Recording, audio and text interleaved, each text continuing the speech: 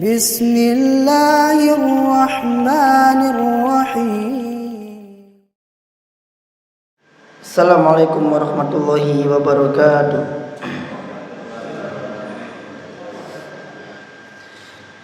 Innal hamdalillahi nahmaduhu wa nasta'inuhu wa nastaghfiruh wa natubu ilaihi wa na'udzu billahi min sururi anfusina wa min sayyiati a'malina.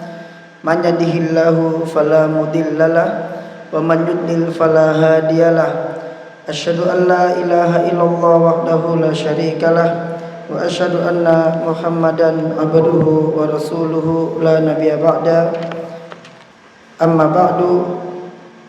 Ma'asyiral muslimin, bapak-bapak yang dimuliakan oleh Allah Subhanahu wa taala, kita lanjutkan pembahasan kita Al-Adabul Mufrad yang ditulis oleh Al-Imam Bukhari rahimahullah.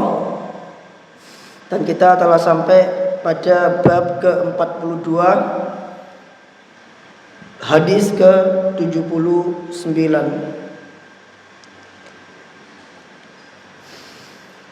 Pada pembahasan yang sama, yaitu masih berkaitan tentang anak-anak perempuan. Pada pertemuan yang lalu sedikit kita murojaah. Kita telah membahas tentang keutamaan memiliki anak perempuan. Di dalam hadis Nabi SAW menyebutkan keutamaan tentang memiliki 2 anak perempuan ataupun 3 anak perempuan. Akan tetapi Al-Imam Bukhari rahimahullah justru beliau membuat bab tentang keutamaan memiliki 1 anak perempuan.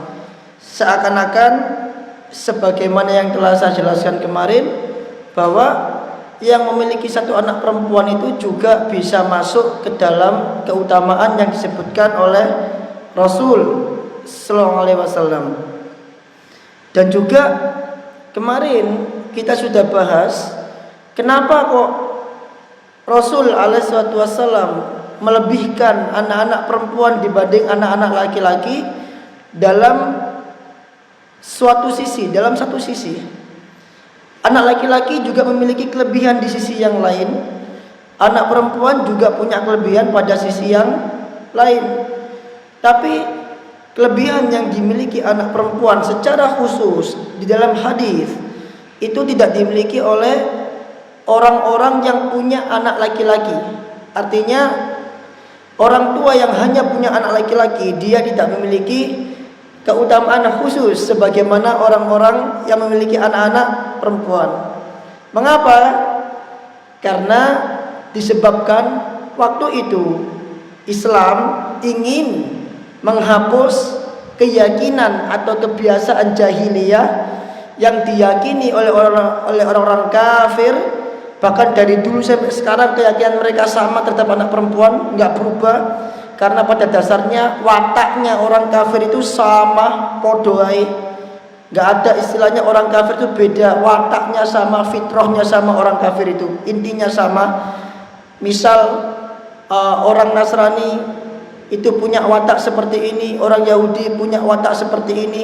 Tapi digabungno ya sama aja. Yahudi Nasrani benci Islam, sama aja. Orang Hindu punya watak seperti ini, kalau digabungkan juga sama, benci sama Islam. Semua agama orang-orang kafir itu intinya sama saja, mereka nggak suka sama Islam, itu intinya. Makanya Nabi SAW, Islam ingin menghapus keyakinan orang-orang jahiliyah yang dimiliki berkaitan tentang anak-anak perempuan. Maka untuk menghapus keyakinan tersebut, Islam memastikan bahwa orang yang memiliki anak perempuan itu dia memiliki kedudukan khusus yang tidak dimiliki oleh orang yang memiliki anak laki-laki.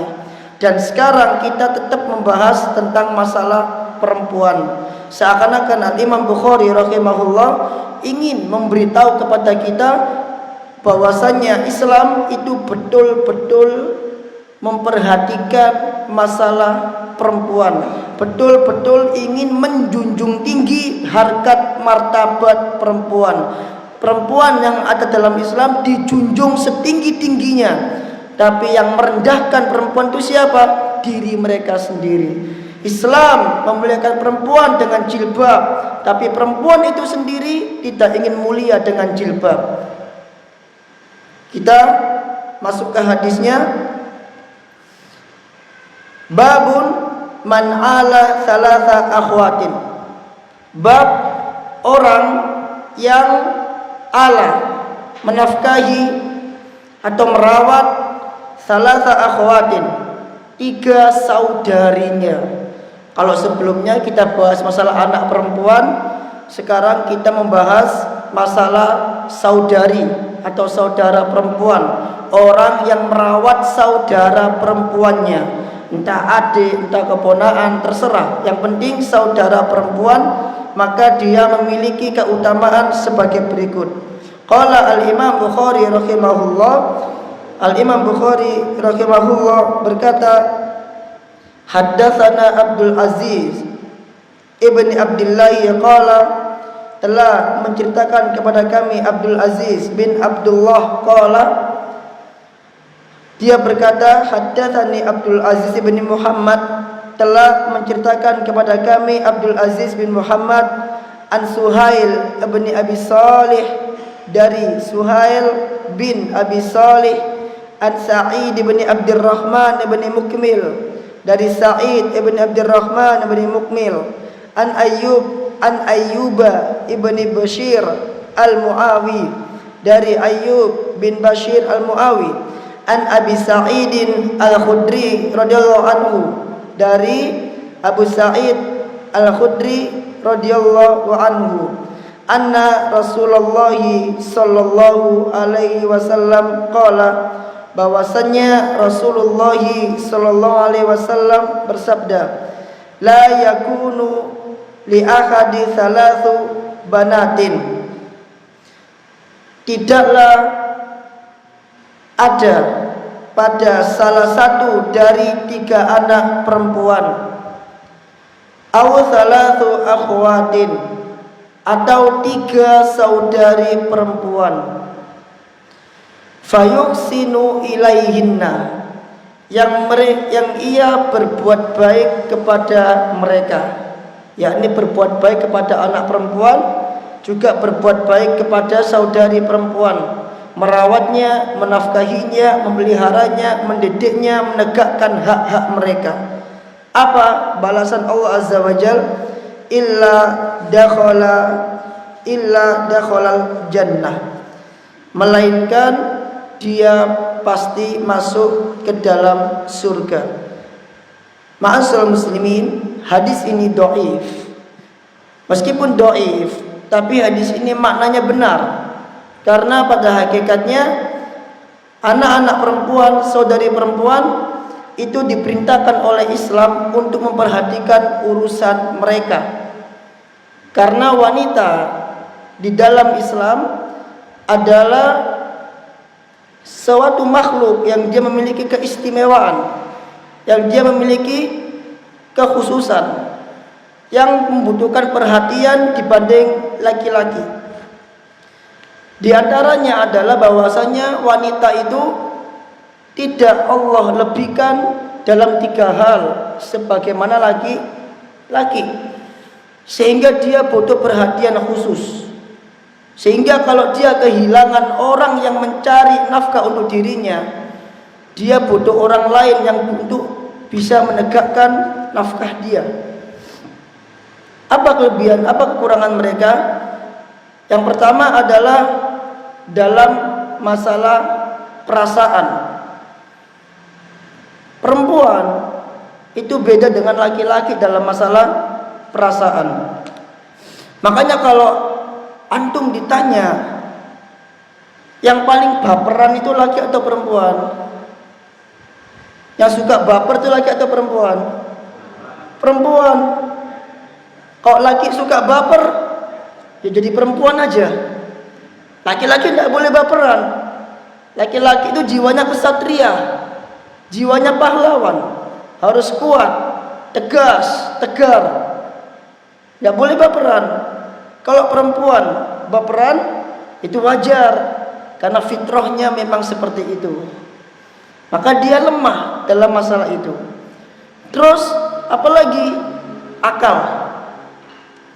Dalam masalah perasaan, dalam masalah fisik, perempuan tidak sekuat laki-laki. Karenanya yang jadi pemimpin siapa? Laki-laki, bukan perempuan. Perempuan menjadi pemimpin di dalam keluarganya. Tapi untuk seluruhnya itu adalah laki-laki pemimpinnya.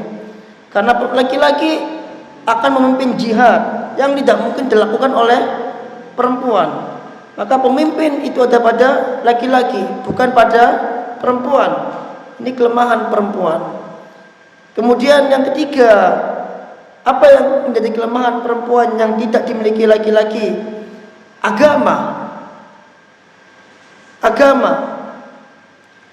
Kesempurnaan agama perempuan tidak seperti kesempurnaan agama laki-laki. Makanya Nabi SAW mengatakan naqisatul aqli waddini. Perempuan itu kurang akalnya dan kurang agamanya. Kenapa perempuan kurang agamanya? Jawab. Karena haid dan nifas. Dari segi mana dikatakan kurang? Kenapa haidnya bisa mengatakan kurang? Kenapa haidnya bisa menyebabkan dia kurang agama? Karena dia tidak. Terus setelah itu, emang kalau nggak punya kewajiban terus kenapa? Kok bisa kurang? Ya benar, haidnya menghalangi dia dari melakukan kewajiban. Kenapa nggak melakukan kewajiban bisa menyebabkan agamanya kurang? Karena ketika dia tidak melakukan kewajiban, maka dia tidak memiliki kesempurnaan pahala sebagaimana laki-laki. Jadi kurangnya agama dia itu adalah kurangnya pahala dia yang dia tidak dapatkan sebagaimana laki-laki. Tapi kurangnya agama perempuan itu bukan sesuatu yang tercela. Sebagaimana yang saya jelaskan kemarin bahwa kurangnya agama itu ada dua, kekurangan yang terpuji dan kekurangan yang tercela. Menjadi tercela ketika dia kurang agama disebabkan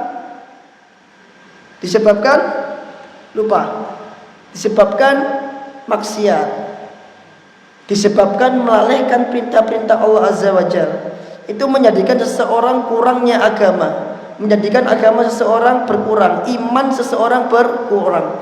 Dan ini terjadi pada laki-laki maupun perempuan. Tapi kalau kurangnya agama disebabkan karena memang sunnatullah, takdirnya Allah Azza wa Jalla seperti itu, maka kekurangan ini bukan merupakan suatu celaan bagi si pemilik kekurangan. Tamam? Baik. Maka hadis ini faedahnya yang pertama adalah menunjukkan bahwa Islam, agama kita adalah agama yang betul-betul memperhatikan masalah perempuan. Antum lihat, pembahasan yang pertama kitab kita adalah berkenaan dengan ibu. Dan ibu seorang perempuan. Pembahasan kedua adalah berkenaan tentang anak perempuan. Pembahasan ketiga berkenaan tentang saudari perempuan. Dan setelah ini di bab berikutnya itu pembahasan permasalahan tentang anak perempuan yang dikembalikan oleh suaminya. Bab berikutnya nanti. Jadi murni Islam itu benar-benar memperhatikan masalah perempuan. Tidak sebagaimana orang-orang kafir yang dia mengatakan bahwasanya perempuan harus setara dengan laki-laki. Mereka menyerukan kebebasan perempuan dengan istilah yang mereka pakai, emansipasi. Istilah emansipasi mereka pakai karena menganggap Islam adalah agama yang merendahkan perempuan. Islam, kata mereka, adalah agama yang mengurung perempuan. Tidak, itu enggak benar. Islam adalah agama yang memperhatikan perempuan, mulai dari ibu, anak, saudari, bahkan perempuan yang dikembalikan oleh suaminya kepada orang tuanya, semuanya diperhatikan oleh Islam. Dan ini tidak ada di agama lain. Saya pastikan tidak ada di agama lain. Masalah seperti ini secara detail Islam membahas. Mereka yang menyerukan kebebasan perempuan dari kalangan orang-orang orientalis, dari kalangan orang-orang liberal, sekuler, pada hakikatnya mereka tidak membebaskan perempuan, tapi mereka ingin agar orang lain bisa menyentuh perempuan dengan bebas. Karena ketika perempuan dia keluar dari bingkai Islam, maka perempuan ini tidak sedang baik-baik saja, tapi dia dalam bahaya. Orang lain bisa dengan bebas menjamah dia, bisa dengan bebas menyentuh dia. Dan ketika dia keluar dari fitrahnya perempuan ini, maka perempuan ini akan menyebabkan kerusakan yang sangat besar, fitnah-fitnah yang luar biasa. Dan statistik, data realita yang kita tahu bahwa dari banyak orang yang dirugikan, itu yang paling rugi itu adalah perempuan. Ketika dia keluar dari fitrahnya, yang paling banyak dirugikan itu adalah perempuan. Orang yang paling banyak kena tipu siapa? Oleh laki-laki. Perempuan. Jarang laki-laki ketipu sama perempuan, jarang. Kebanyakan perempuan ketipu sama laki-laki. Dengan bibir manisnya, dengan rayuan-rayuan gombalnya, ketipu dia. Akhirnya perutnya melendung. Siapa tanggung jawab? Enggak ada, lari dia. Akhirnya dia rugi, sehingga dia merawat anaknya tanpa bapak. Orang tuanya juga menangis. Anak yang selama ini dijaga baik-baik ternyata dirusak oleh orang lain. Kenapa terjadi? Ketika dia keluar dari aturan Islam. Maka Islam memperhatikan betul masalah ini. Dari hadis ini menunjukkan pada kita bahwasanya agama kita adalah agama yang betul-betul memperhatikan perempuan. Kalau antum ditanya apa bukti Islam memperhatikan perempuan, antum jawab bahwa Islam mengatur kebaikan kepada ibu, Islam mengatur kebaikan kepada anak perempuan, Islam mengatur kebaikan kepada saudari perempuan, Islam mengatur kebaikan kepada perempuan yang dikembalikan oleh suaminya. Itu jawabannya. Baik, kemudian berikutnya kata Syekh hafidhahullah, Syekh mengatakan wa hada wa'dun Nabi sallallahu alaihi wasallam as-sadiqul masduq. Ini adalah janji Nabi alaihi wasallam as-sadiqul masduq, yang benar lagi dibenarkan. Faqad tafqidul ibnatu awil ithnatani awil salatul al-aba bimauti au ajzihi. Dan terkadang seorang anak perempuan atau dua anak perempuan atau tiga anak perempuan, terkadang mereka kehilangan bapaknya disebabkan wafat bapaknya atau disebabkan karena bapaknya sudah lemah, sehingga mereka tidak ada orang yang menegakkan hak-hak mereka. Fayatasadda akhuhunna aw ikhwatuhum lil qiyami bi sya'nihinna wa tarbiyatihinna. Lantas saudara laki-laki mereka atau saudara-saudara laki-laki mereka menegakkan urusan mereka dan mendidik mereka. Falil qa'im bitarbiyati minal ajri mithlu ma li sahibil banat.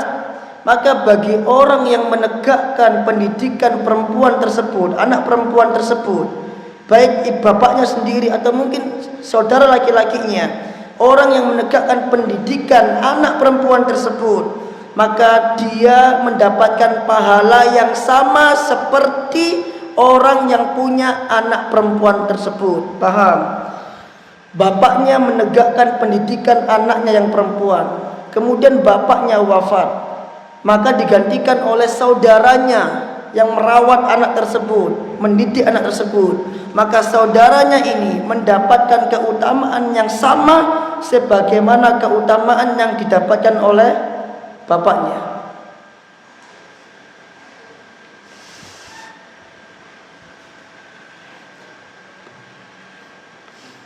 Falil qaimi bitarbiyati minal ajri mithlu ma li sahibil banati wa banati sulbil lati qama bihaqqihinna wa tarbiyatihinna fawajabat lahul jannah.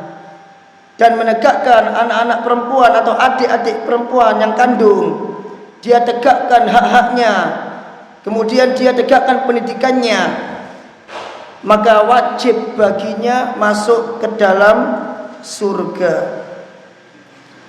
Kemudian kata Syekh di sini, apa sebab Al-Imam Bukhari menulis bab ini? Maka Syekh mengatakan lidha'fihinna wa adami qudratihinna, disebabkan karena lemahnya perempuan dan tidak adanya kemampuan perempuan, ala ma yahtajna ilaihi minal ma'kali wal mashrabi wal maskani wat tarbiyati wa husnil adab, atas hal-hal yang berkaitan, atas hal-hal yang mereka butuhkan terkait makanan, minuman, tempat tinggal, pendidikan dan adab yang baik.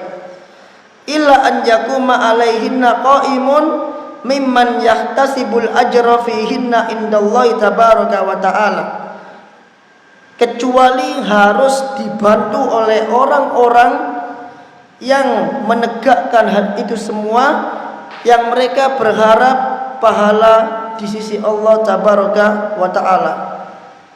Wa yatabarra'u min muamalati ahli jahiliyah li banatihinna wa akhwatihinna.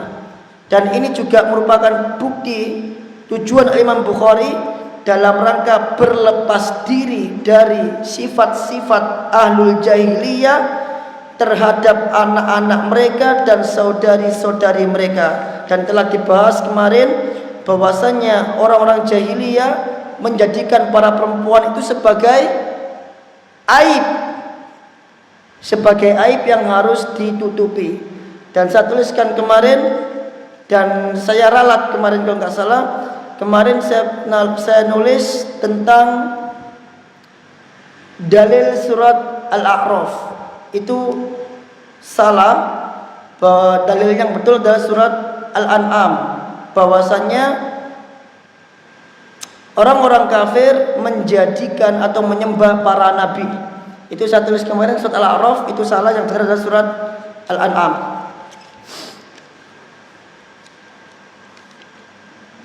Baik, kemudian kita masuk ke bab berikutnya. Babu fadlu man ala ibnatahul al-marduda. Nah, ada qari, silakan. Assalamualaikum warahmatullahi wabarakatuh. Qala rahimahullah, babu fadlu man 'ala ibnatahu al-marduda.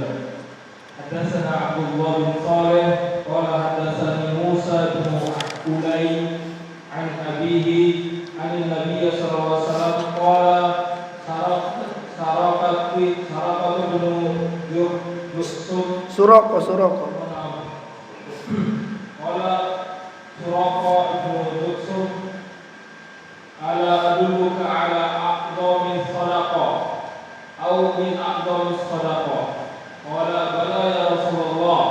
Qala ibnataka marduda ilaika laisa laha kasibun ghairuka.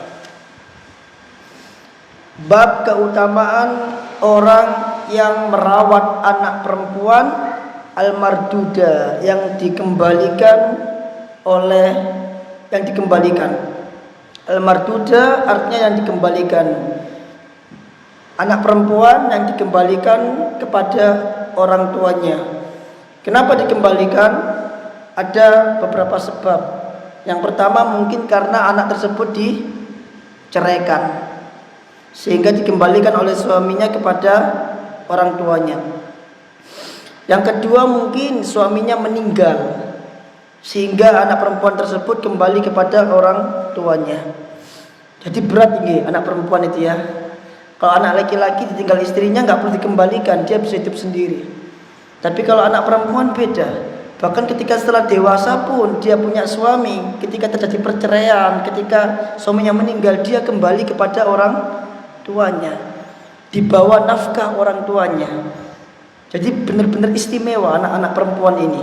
Makanya orang yang punya anak perempuan itu jangan merasa berat, tapi seharusnya senang. Karena panjenengan memiliki surga di situ. Jadi ketika punya anak perempuan jangan merasa berat. Memang mendidik anak perempuan itu bisa dikatakan lebih susah dibanding anak laki-laki. Enggak segampang anak laki-laki, butuh perlakuan khusus. Enggak bisa dibentak, enggak bisa dianu, butuh perlakuan khusus.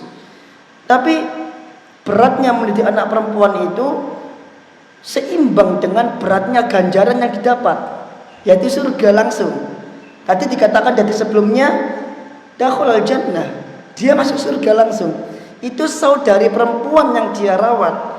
Kalau saudari perempuan yang bukan dari darah daging dia dirawat dapat surga, apalagi langsung dari anak perempuannya, maka sudah bisa dipastikan dia masuk ke dalam surga. Kalau memang dia sedikit dosanya nggak mampir dulu ke neraka, pasti masuk ke dalam surga. Atau yang ketiga, dikembalikan gara-gara apa? Mungkin karena suaminya hilang, nggak pulang-pulang, setahun 2 tahun sudah lama sekali nggak pulang-pulang. Maka perempuan ini dikembalikan kepada suaminya. Apa ganjarannya bagi orang tua yang merawat anak perempuannya itu yang sudah besar itu, menafkahi? Atau mungkin kita bisa katakan marduda di sini adalah para janda. Nggih. Para janda, perempuan yang dicerai suaminya menjadi janda, perempuan yang meninggal suaminya jadi janda. Termasuk juga di antara istilah janda yang ditulis oleh para ulama Syafi'iyah adalah perempuan itu statusnya dikatakan menjadi janda ketika dia sudah berhubungan badan dengan laki-laki meskipun itu zina. Jadi perempuan yang dia berzina dengan laki-laki, maka status perempuan ini adalah janda. Baru tahu. Apa ganjarannya? Anna Nabiyya sallallahu alaihi wasallam qala li Suraqah bin Ju'sham. Nabi sallallahu alaihi wasallam berkata kepada Suraqah bin Ju'sham. Di Suraqah punya anak perempuan. Ala adulluka ala a'dhamis shadaqah. Wahai Suraqah, maukah aku beritahu kamu tentang sedekah yang paling utama? Ini diantara bentuk kebiasaan Nabi SAW. Ketika Nabi ingin memberi motivasi sahabat tentang suatu amal, terkadang Nabi SAW memberitahu tentang ganjaran amal itu dulu, baru disebutin amalnya. Pahalanya dulu, baru disebutin amalnya. Ini motivasi dari Rasul. Sudah biasa Rasul seperti ini. Sedekah yang paling utama, au min a'dhamis shadaqah, atau merupakan suatu amal yang bagian dari sedekah yang paling utama. Mendapatkan kabar seperti itu sahabat senang, karena sahabat adalah orang yang sangat semangat mencari pahala. Mereka enggak membiarkan satu pahala pun terluput. Buktinya apa? Buktinya orang-orang miskin di zaman Rasul pernah datang kepada Rasul, protes kepada Rasul ketika mereka tidak mampu sedekah sebagaimana orang-orang kaya. Dahaba ahlud duthuri bil ujuri, kata mereka, ya Rasulullah, orang-orang kaya itu pergi dengan sekian banyak pahala, ya kan? Yusalluna kama nusalli, mereka sholat sebagaimana kita sholat, dapat pahala lagi, ya kan? Wa yasumuna kama nasumu, mereka puasa, kita juga puasa, dapat pahala lagi. Tapi mereka sedekah, kita nggak bisa sedekah. Saking semangatnya mereka mencari surga, mereka nggak membiarkan sekecil pahala pun luput. Itu sahabat. Makanya ketika Rasul mengatakan, mau nggak kasih tahu sedekah paling utama, dia mengatakan, bala, tentu, pasti ya Rasulullah, kata dia begitu.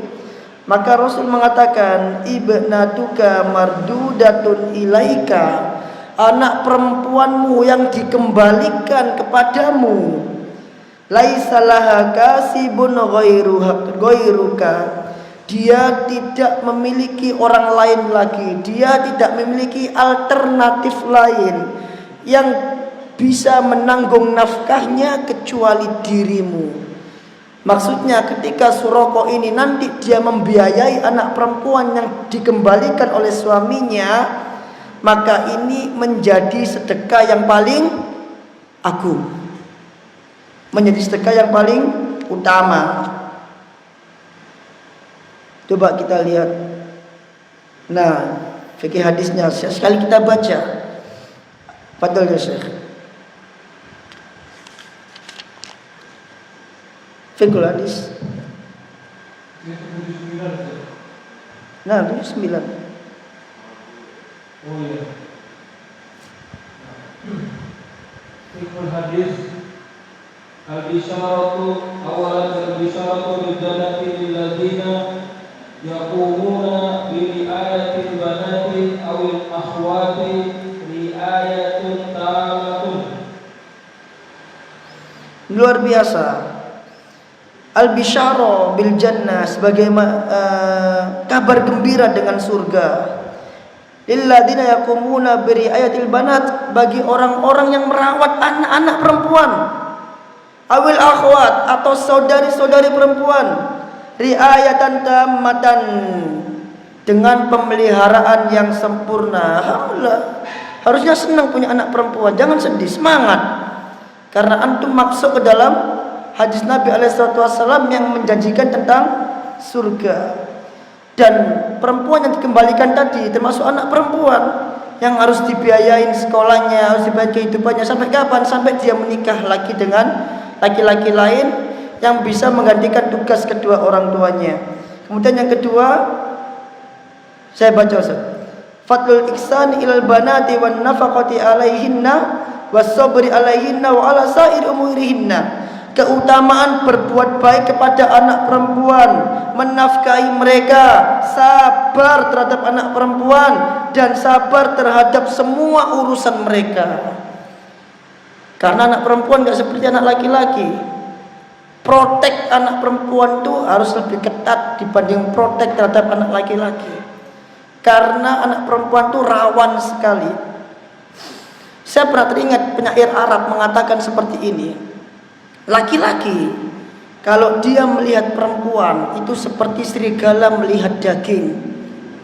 Kalau daging itu tidak dibungkus dengan rapi, tidak dibungkus dengan baik, maka daging itu akan dimangsa oleh serigala.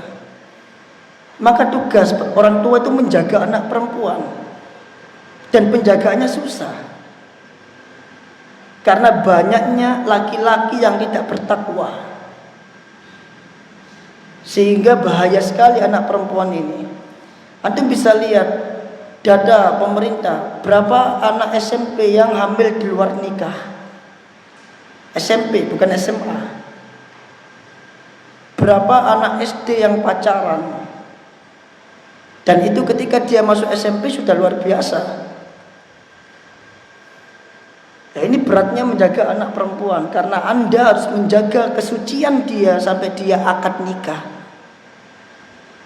Ketika orang tua menyekolahkan dia di sekolah umum, lepas protek itu, gak terjaga proteknya.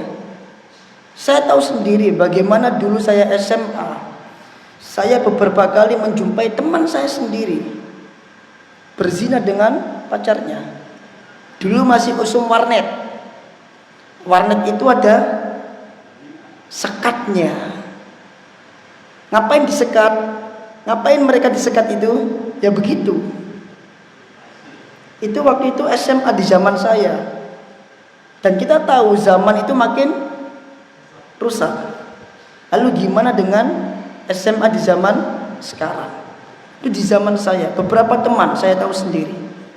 Beberapa teman. Bahkan kalau dulu kalau antum main ke Kenpak, Kenjeran itu sekarang udah terang.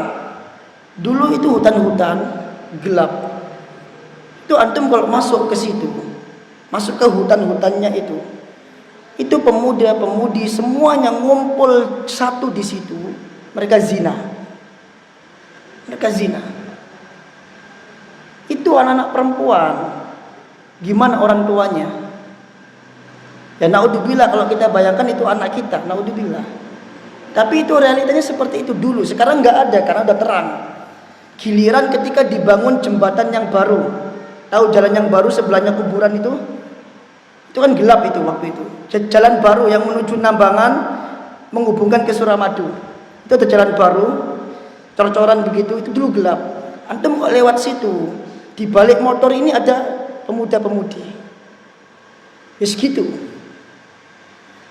Yang di Kenpak itu parah sekali. Jadi bukan sekedar pacaran. Tidak dinamakan pacaran kalau tidak berhubungan badan. Ini prinsip ya. Di zaman saya, di zaman SMA dulu, tidak dinamakan pacaran kalau tidak berhubungan badan. Dikatakan pacaran itu artinya halal semuanya. Halal semuanya. Makanya pacaran itu adalah propaganda orang-orang kafir untuk merusak anak-anak kaum muslimin. Karena cinta yang dibalut dengan istilah pacaran itu dia punya singkatan.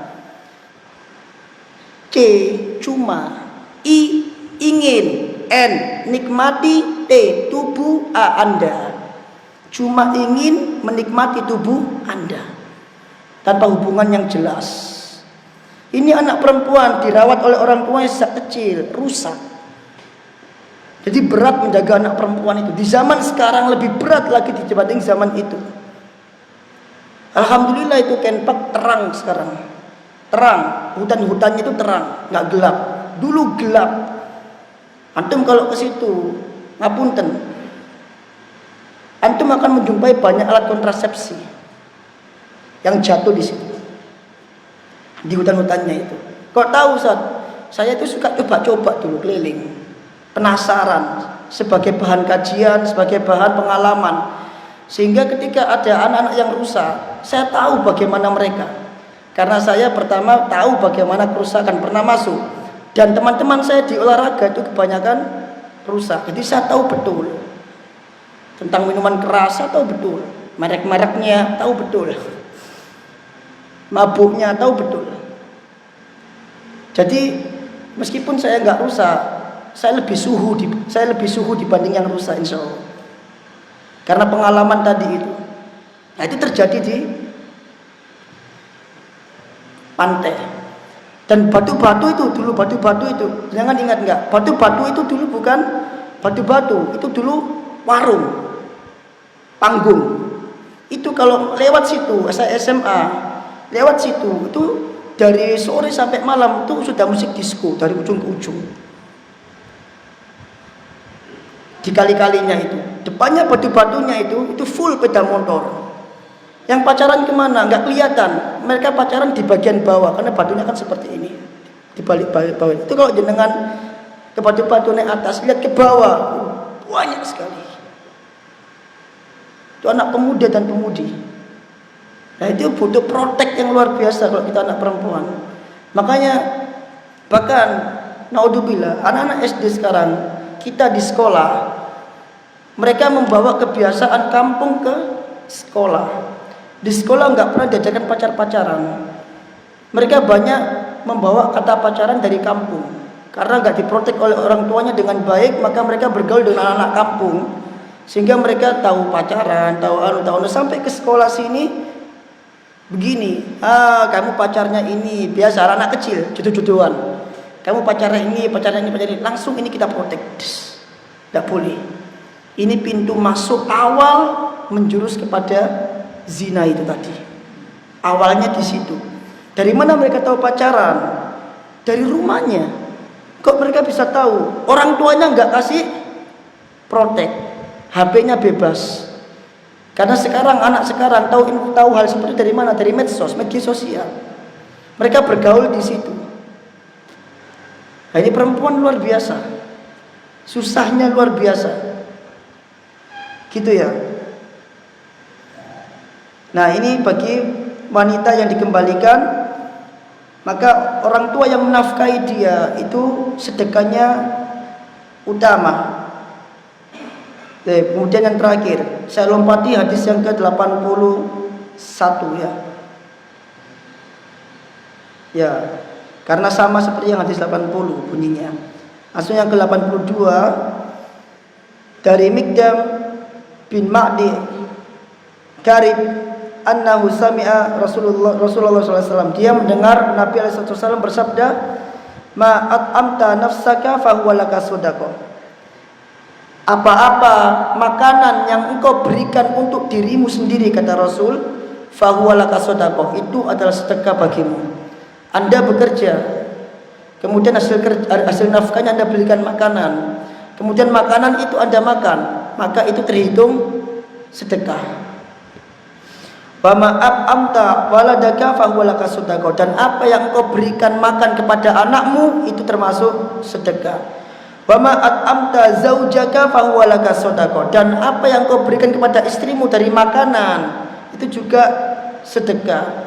Wa ma'amta khadimaka fahuwa laka sodaqah, dan makanan apa yang engkau berikan kepada pembantumu atau pelayanmu fahuwa laka sodaqah, itu juga sedekah. Hadis ini Imam Bukhari masukkan ke dalam bab tentang masalah anak perempuan yang dikembalikan kepada orang tuanya.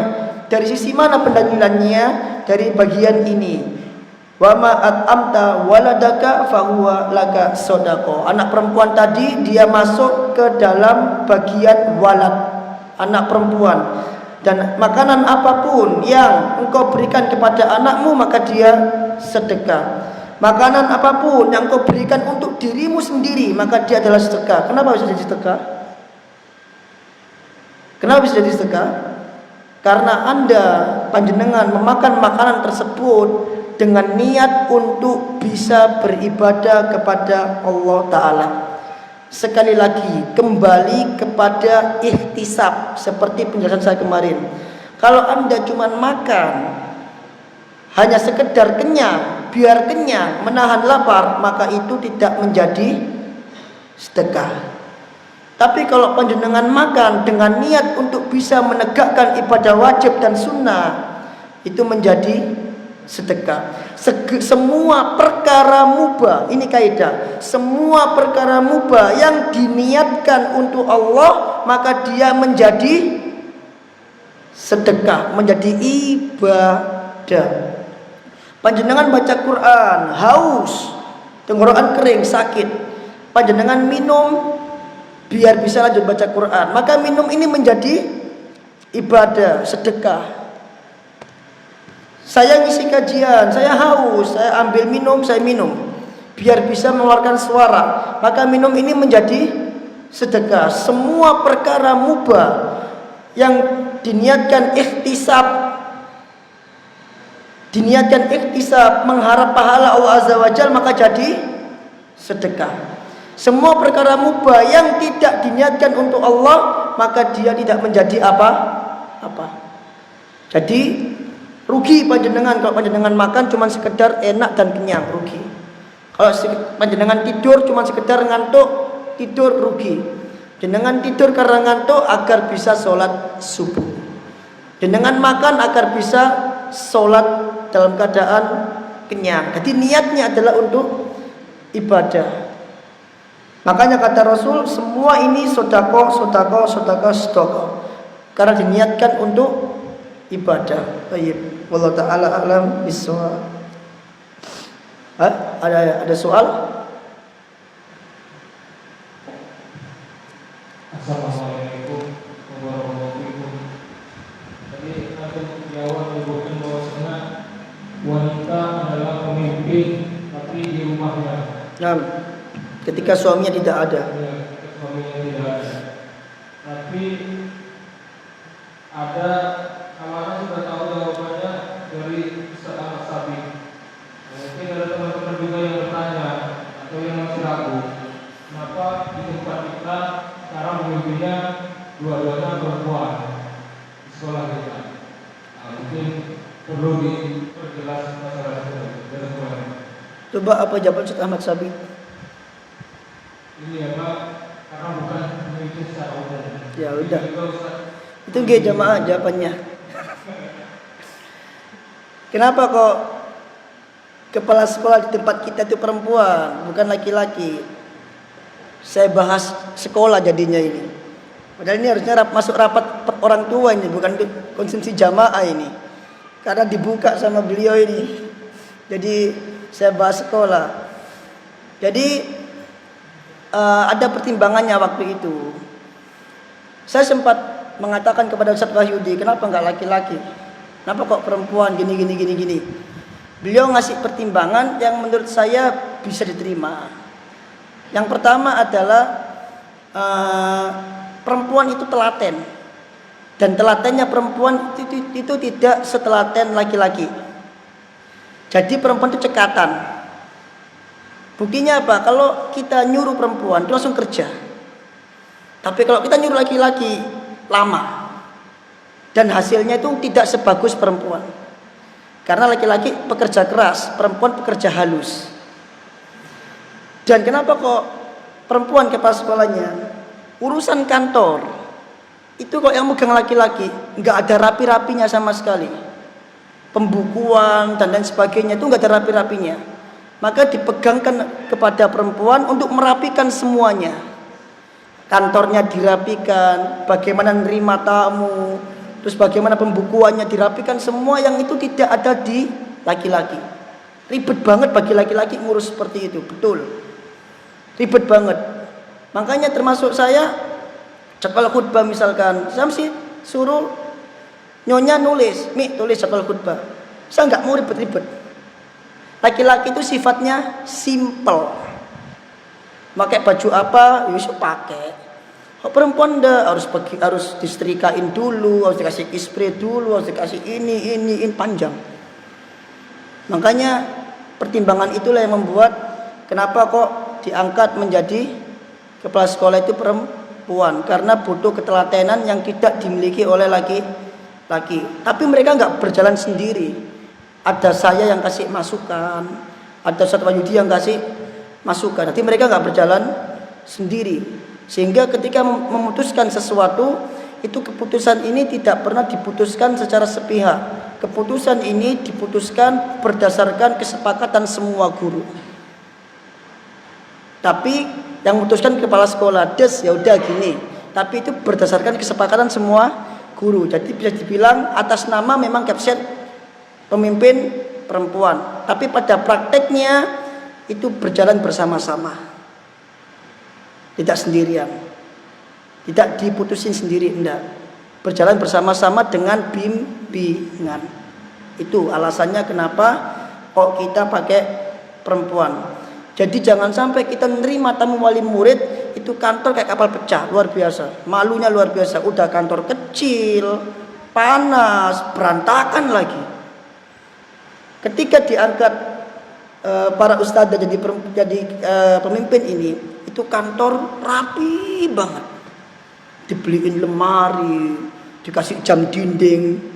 Jam dinding aja loh kita nggak pasang waktu itu, bayangin. Itu laki-laki itu. Ketika perempuan dipasang jam, bahkan izin, Ustaz gimana kalau dindingnya kasih cap-capan pink? Waduh, jangan pink, Ustaz. Kayak gimana masuk pink? Terus masuk kantor itu wangi banget. Kok laki-laki enggak ada wangi-wanginya kantor itu? Yang ada bau keringet. Masuk itu banyak bau keringet. Kan pengap. Tapi ketika perempuan yang jadi kepala sekolah, masuk kantor itu wangi sekali. Beda suasananya. Nah, ini pertimbangannya seperti itu. Tapi untuk program keputusan bersama, tidak ada kepala sekolah perempuan, pemimpin perempuan di tempat kita itu memutuskan sendiri, enggak. Semua program itu disarankan, dirapatkan, disepakati bersama. Gitu ya. Tapi kalau dikatakan tercela atau tidak, ada maslahatnya insyaallah. Ada maslahatnya. Cuman pembahasan itu Anda nggak berani bahas, takut salah.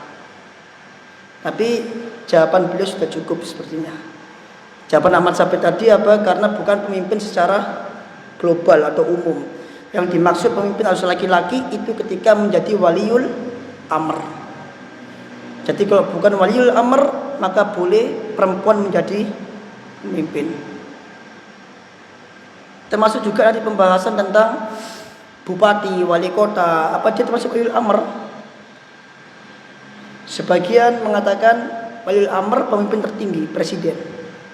Sehingga bupati wali kota bukan termasuk waliul amr. Sebagian mengatakan demikian. Nah, Anda nggak mau masuk ke situ, biarkan ahlinya yang membahas. Takutnya salah paham, nanti dikatakan Zakaria keluar dari Salafi. Nah, saya nggak mau bahas itu, karena belum mampu membahas secara detail, belum mampu. Tamam?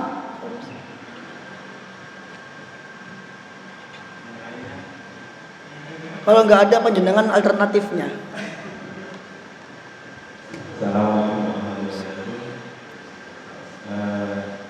Dari Pak Ustadz, mulai kemarin pembahasan tentang perempuan atau wanita, dengan segala kelebihan wanita atau perempuan yang orang tua bisa masuk surga, saudara-saudara juga bisa masuk surga, termasuk suami. Iya.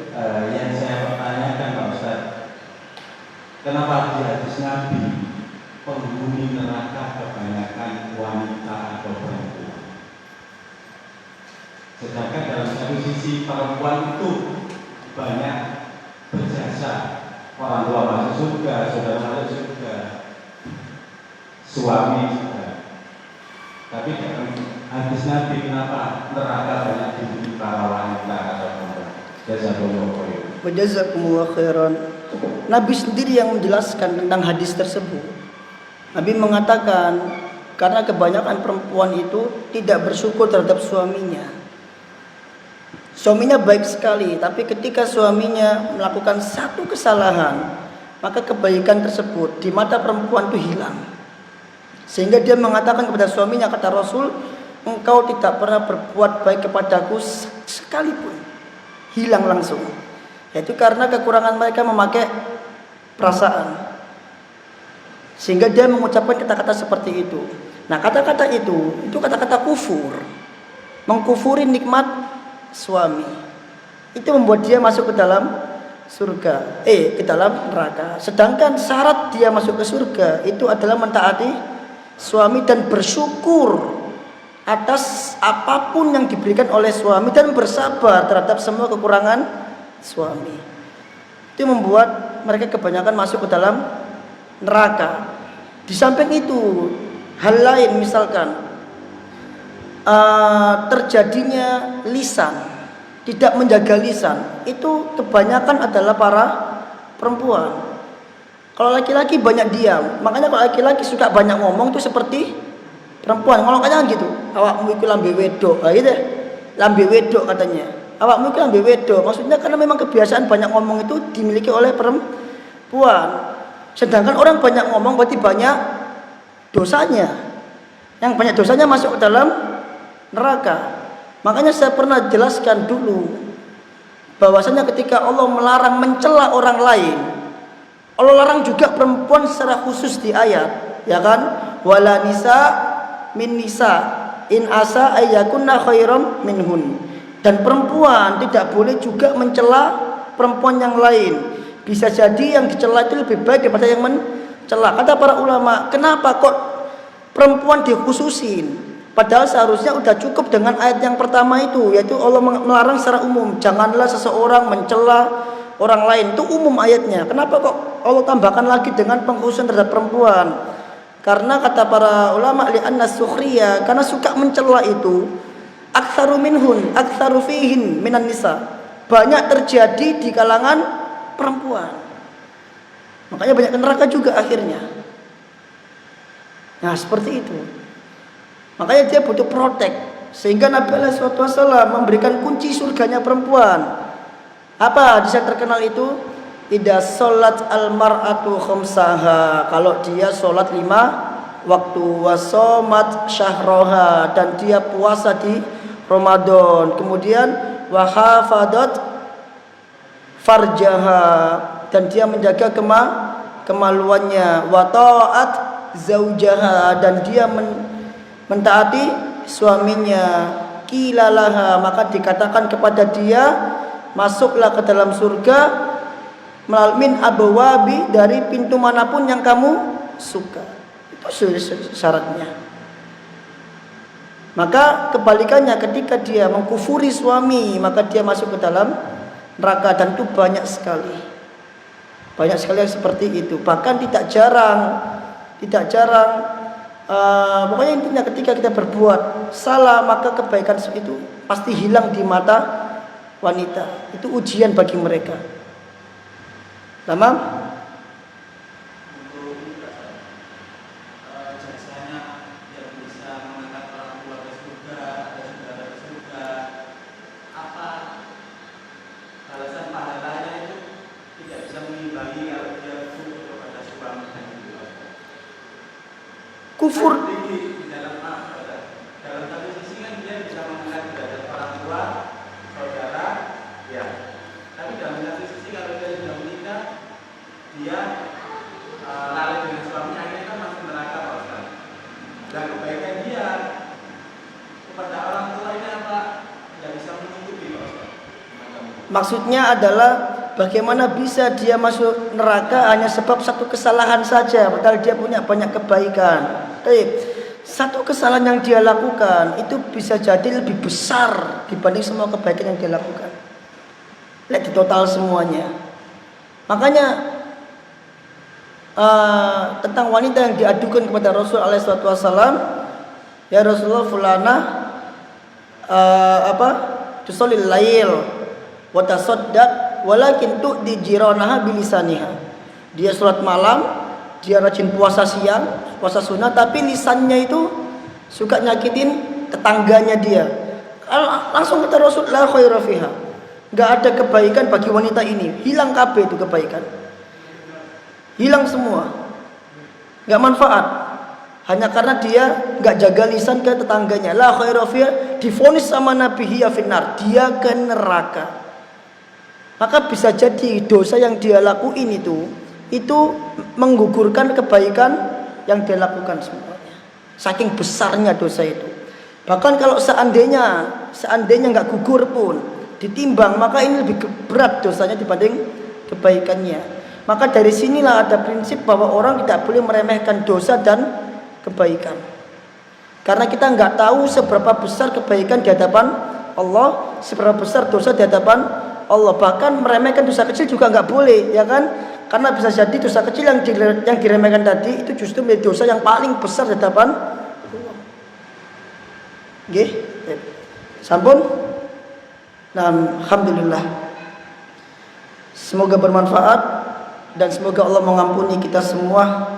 Subhanakallahumma bihamdika asyhadu an la ilaha illa anta astaghfiruka wa atubu ilaik. Assalamualaikum warahmatullahi wabarakatuh.